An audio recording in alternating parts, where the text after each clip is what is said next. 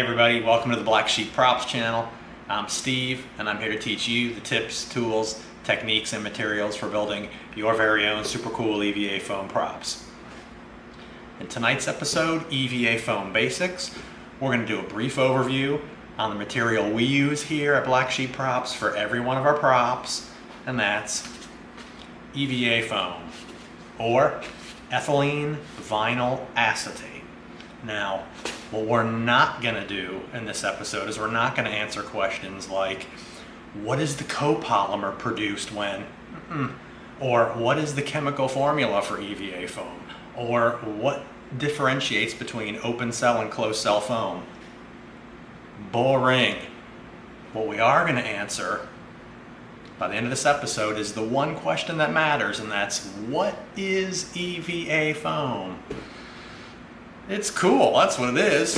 We're going to look at everything that we do with the foam. We're going to look at how it handles and reacts when we're building with it. We're going to look at the different sizes you can get, different colors, different textures, different forms it comes in. We're going to look at where you get it. We're going to look at the different ways we work with it. We're going to look at cutting it. We're going to look at sanding it. We're going to look at heat shaping it. We're going to look at sealing it.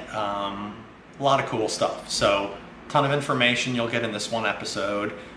So, if you're ready to hit it, let's take a look at the material we use for making something. Okay, the different thicknesses for EVA foam. You can get anything from the thin 2mm all the way up to the 2-inch.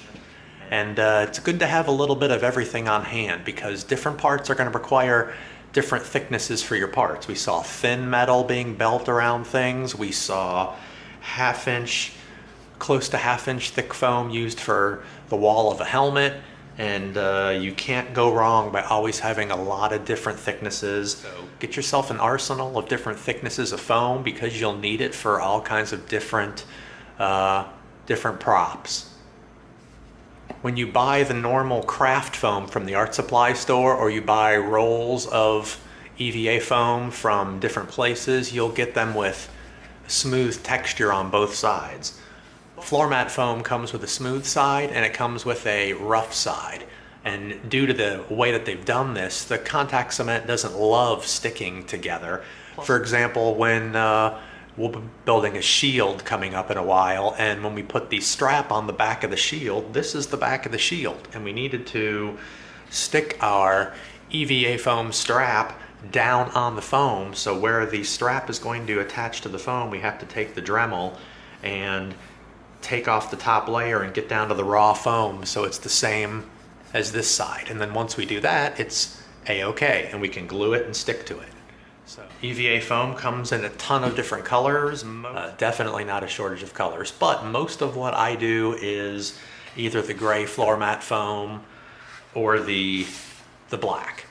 Not only does EVA foam come in sheets and rolls, but check this out, pow! It even comes in dowels, that's right. These are so handy for many different things. When you need a barrel for something, when you need a canister of something, when you need tubes or hoses in a costume you're making, these are so cool. And you can also use these for perfect circular buttons and knobs or rivets. You can literally slice pieces off just like you would on a stick of salami. These are super handy. Awesome. Definitely buy yourself some EVA foam dowels. EVA foam comes in a variety of different sizes. Small sheets from the arts and crafts store. You can get the 2-foot by 2-foot floor mat foam squares. You can get them in sheets as big as 24 by 60. That's like poster size, and that is totally awesome. They go all the way up to these beautiful, super thick 2-inch sheets, and those bad boys come in like 2-foot by 2-foot. That's a big, giant piece of foam right there.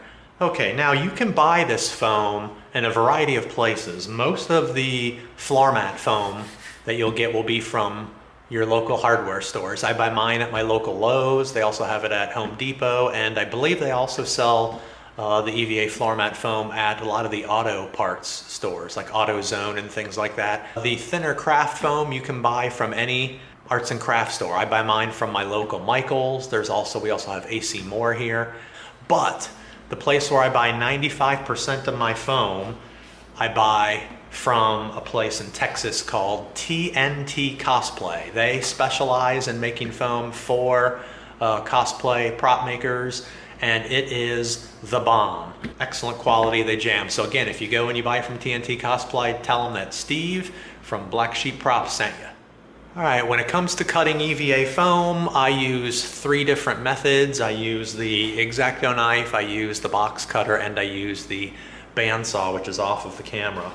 So when you're using the thinner foams and you're going to be doing anything detailed, an X-Acto knife goes through foam like butter. You can even use an X-Acto knife when you start getting up into the thicker foam, like the 6 and 8 millimeter stuff. You can still go right through this stuff. But when you start getting into the half-inch stuff, like for helmets and all that, you can use the X-Acto blade because it does go all the way through. And sometimes I will use it for parts of a helmet, but when it gets to the thicker foam, I like to use a sharpened box cutter, because when you use the box cutter and it's sharpened, you know, just like the X-Acto knife, it goes right through the foam like butter. And it's also good when you're doing curves. You can go right through your foam like so. When you want to cut bevels and you want to tilt your knife on an angle and you want to curl around with your knife on an angle, really super nice bevel cuts out of it. Whew, the 1 inch and the 2 inch stuff, that's pretty dense stuff. So what I'll do with that is I will move these bad boys over to the bandsaw, because the bandsaw will cut through any thickness you have, and it will stay perfectly on a 90-degree angle, so you won't get any accidental beveling. For some reason, this stuff really tears up the sharpness of a blade. You'll notice after not that many cuts, your box cutter starts to get really dull, and then you're not going to get those super smooth cuts that we just saw. When we sliced that bevel, holy smokes, that went right through there like a hot knife through butter. But if your knife gets dull, it's going to drag, it's going to tear the foam, you're not going to get smooth cuts. So that's why you definitely want to make sure that when you're doing any foam cutting, you have a super sharp blade if it's your box cutter or if it's your X-Acto knife. And one thing's for sure, you will have to regularly sharpen your blade. That's why we've seen in some other episodes that we have the Kershaw sharpener for our box cutter, and we've also seen in another episode that it's good to have a ton of extra X-Acto blades on hand, because foam is tough on blades. But X-Acto knife, box cutter, and bandsaw.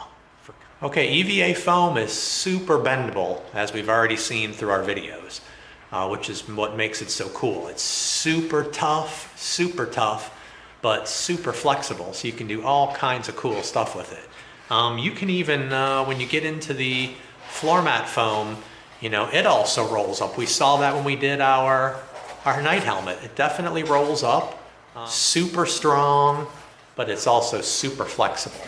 Not only is EVA foam flexible, but it's shapeable. Again, we saw in the video for making the night helmet that we took our EVA floor mat foam, which is fairly stiff, and yes, you can bend it, but we heated it up so we could curl it and that it would keep the curl. And then once it cools off, it stays in that shape. And that opens up a whole world of possibilities if you're doing curved shoulder plates or kneecaps or a lot of different things that require curving in multiple directions. You can heat it up and form it. You heat it up, you roll it around in the directions you want, or you can just hold it, whatever you want. You heat it up and it makes it very soft, and it'll cool off and stay in that shape for you. Not only is EVA foam soft and flexible, but it's shapeable, which is awesome. Not only is EVA foam flexible, and you can heat shape it like we've seen here, but it's when we start to line up the edges of a piece that we're gluing. Let me flip this around so you can see it. It'll compress and it'll stretch, and you can do that by force. So if you start noticing, uh-oh, this end is longer than we need, but it's okay because you can squeeze it in because it's foam, it's flexible, and you can line it right up, and look at that, pow. There, the end met up perfectly. Even if you're off on your measurement a little bit, your cut is not perfect, you can make it perfect. Okay, we just saw one example of how foam stretches and contracts, which helped us perfectly stretch our foam to line up the ends completely. Now we're going to look at one more example, which I like even more, and that's this. We have two pieces of foam that are different lengths. Now this first piece, the longer piece, this is measured to perfectly fit around this circle. So what we're going to do is we're going to line this up around the edge. Now we're going to be careful, we're just going to lay it down. We're not going to stretch the foam at all, and let me show you what happens. And now when we come around to the end, it's going to line up, look at that, perfectly with where we wanted it to. Now we take the shorter piece. This is a great illustration of how much foam can stretch. Now this piece is considerably shorter, so what we do this time is instead of just laying it down, we stretch it. And we stretch it.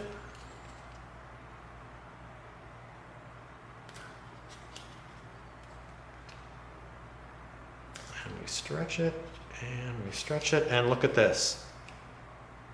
The line's right up at the end like that, and goes down because it stretches.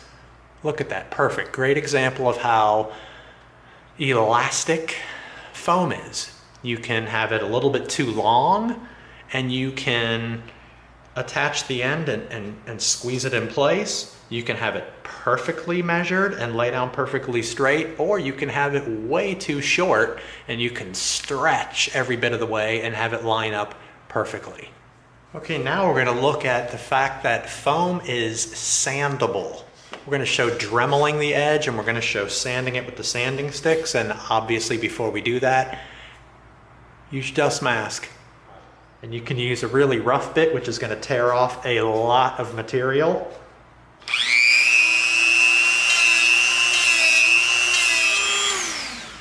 Okay, now we roughed up the edge. Now what we can do is we can come in with a smoother Dremel bit.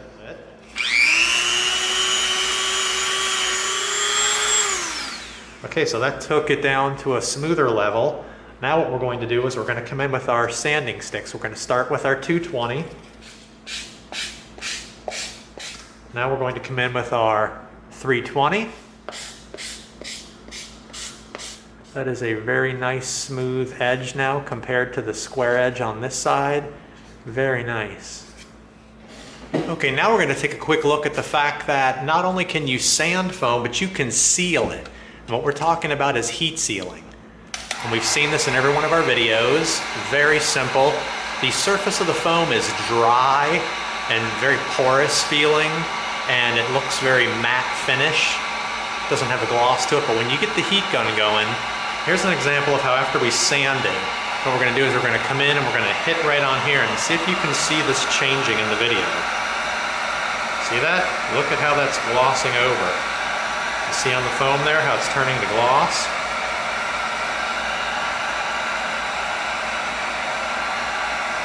Very nice.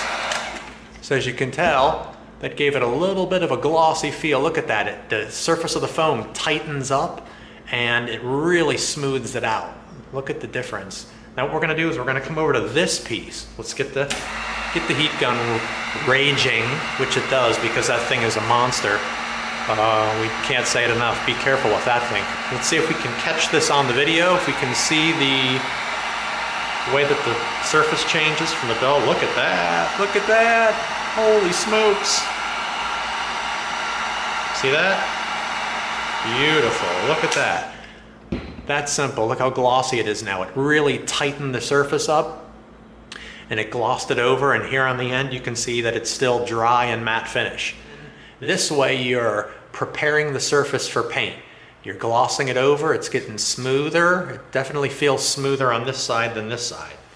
Okay, now we need to talk about something also very important about foam. When you're doing something like the wood burner and it's burning foam, if you're in a big enough area and you have a fan off to the side, which I do, which blows all the wind this way, a dust mask is fine as long as it's not going in your face. So And as we've talked about before, when you are going to be dremeling, man, this thing throws dust all over the place, and I mean all over the place. It's a super fine layer of black dust, and you do not want to be breathing that in. So wear your dust mask when you're dremeling, and if you're going to be wood burning. Okay, that concludes EVA Foam Basics. We took a good look at EVA Foam, the ins and outs of it, how to work with it, how easy it is to work with, how forgiving it is, that you don't have to be perfect with what you're doing. You can stretch, you can contract, you can bend. It's very easy to work with, super friendly material. So hope it was informative. Hope you liked it. If you did, give us a like, share it with a friend, and subscribe to this channel. And together we're going to go step by step through a lot of cool builds so that you get the props you deserve. Thanks for coming. See you next time.